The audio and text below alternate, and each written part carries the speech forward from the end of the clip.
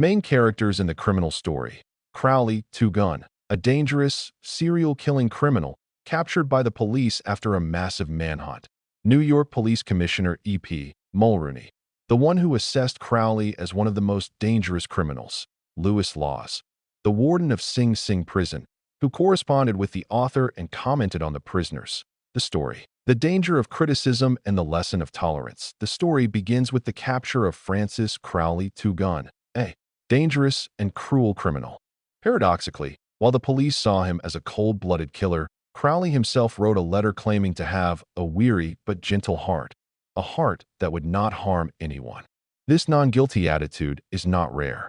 Lewis Laws, the warden of Sing Sing Prison, stated that most prisoners do not see themselves as bad people and always find ways to justify their actions.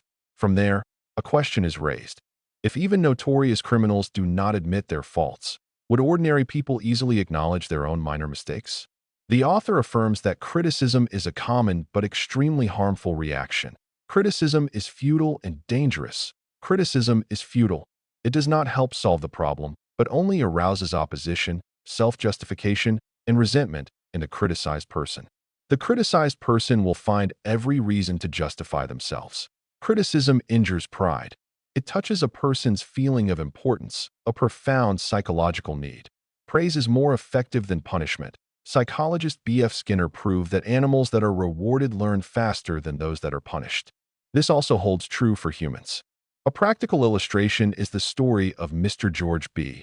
Johnston, who successfully got workers to wear safety helmets by asking for their opinions and explaining gently instead of giving orders and criticizing. A lesson from Abraham Lincoln. Lincoln is presented as an ideal model of restraint and understanding. However, he was not born with that virtue. In his youth, Lincoln enjoyed mocking and criticizing others through satirical writings. Once, his writing nearly led to a deadly duel. That event taught him an expensive lesson about the consequences of insults. From then on, Lincoln completely changed. Throughout the Civil War, when his generals, like McClellan, Meade, repeatedly made serious mistakes, causing public outrage, Lincoln never criticized them.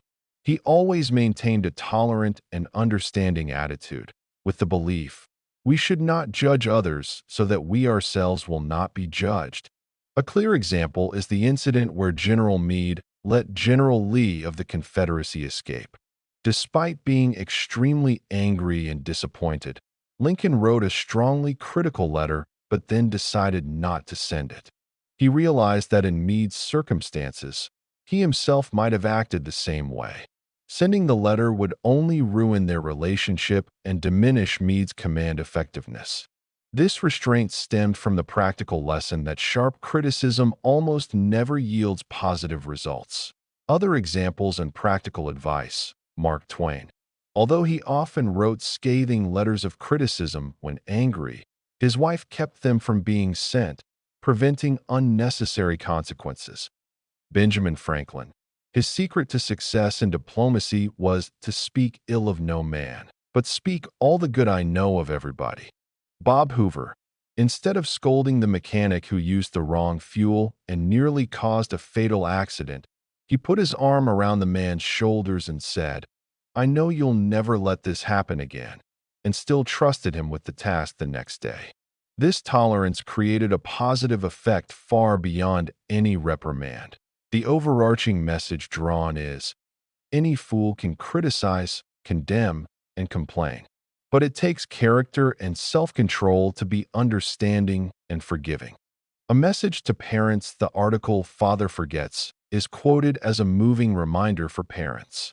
The father in the article regrets having always nitpicked and scolded his child for minor mistakes, while forgetting the child's pure love and innocence.